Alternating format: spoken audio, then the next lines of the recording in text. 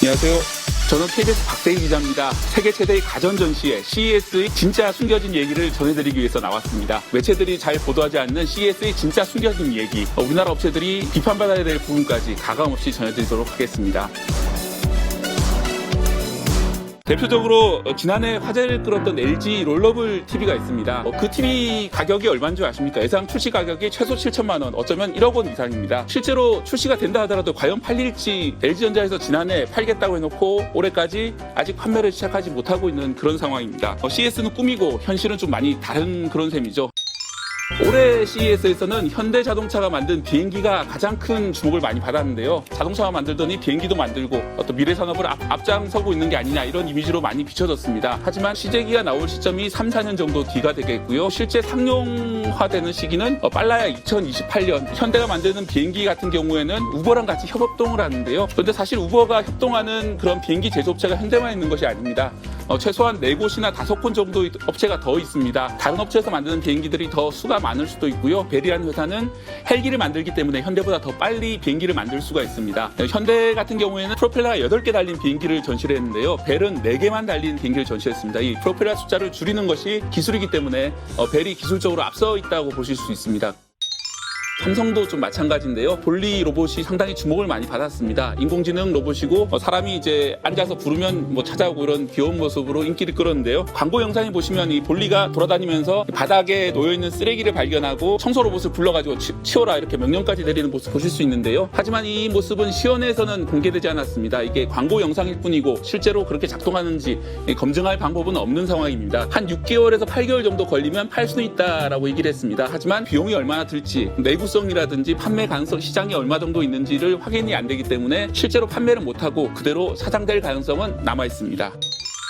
과거에도 이런 경우가 많이 있었습니다. LG에서 애플보다 먼저 아이패드를 만들었던 사실을 알고 계신가요? 2001년의 일인데요. LG에서 아이패드란 이름의 제품을 독일에서 열린 세빗이라는 전시회에서 발표를 했었습니다. 하지만 이 제품은 그대로 잊혀졌습니다. 한번 전시회에서만 공개를 됐지만 그대로 사장됐던 그런 제품이죠. 하지만 애플이 이 제품과 똑같은 아이디어를 가진 제품을 10년 뒤에 아이패드라는 제품을 만들어냈고 그게 얼마나 큰 성공을 거뒀는지는 다들 알고 계실 겁니다.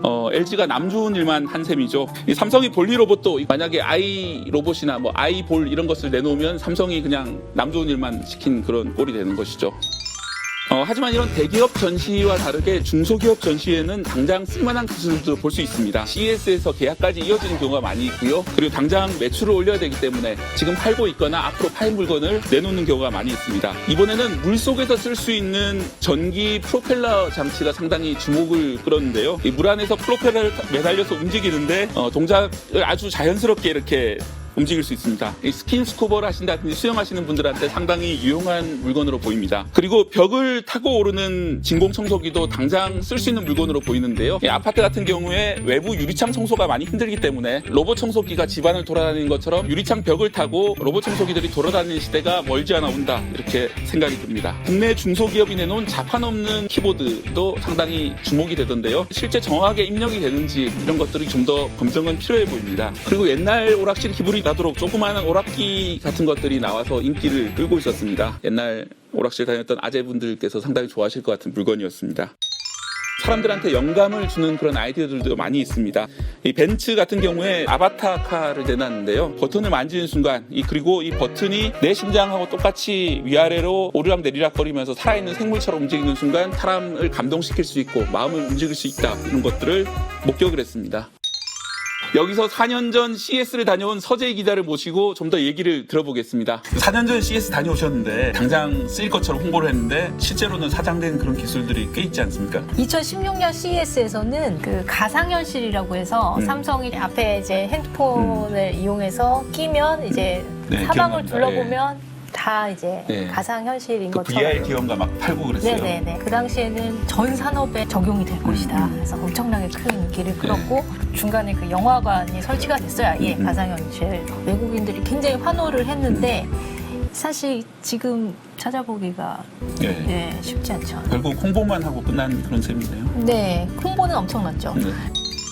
자율주행 기술이 엄청나게 네. 관심을 끌고 있잖아요. 네, 그 올해 CES 같은 경우는 좀 이상하게 자율주행 관련 기술이 크게 많이 전시되진 않았습니다. 이제 다 익숙해진 거죠. 자율주행은 다 어떤 개념이다 많이 알게 된 것 같고요. 또 하나 측면은 최근에는 이제 높은 단계 자율주행 갈 때 약간 기술적 장벽이 많이 있는 것 같습니다. 이 완벽한 단계 기술로 올라가는 게 과연 가능한가? 거기도 또 아주 본질적인 회의가 있더라고요. 그래서 사실 CES가 굉장히 화려하고 네. 우리의 미래를 마치 보여주는 것 같은 그런 생각이 들기도 하지만 그거는 장밋빛 꿈일 뿐이다. 이런 점을 많이 느꼈습니다. 하지만 그래도 꿈이라도 꿔야지 뭔가 이뤄낼 수 있다. 이런 면도 있지 않을까요? 국제적인 무대에서 한번 내다봤을 때 어떤 호응이 있느냐 이런 걸 보면서 또 대중화 가능성을 시험을 보기도 하니까 네. 그런 기능이 CES에서 점점 더 커지고 있죠. 일단 반응을 한번 보는 거군요. 네. 그리고 자기들이 이런 것도 할 수 있다. 과시도 좀 하고. 과시도 하고 홍보도 하고 이제는 기업들도 과시만 하지 말고 네.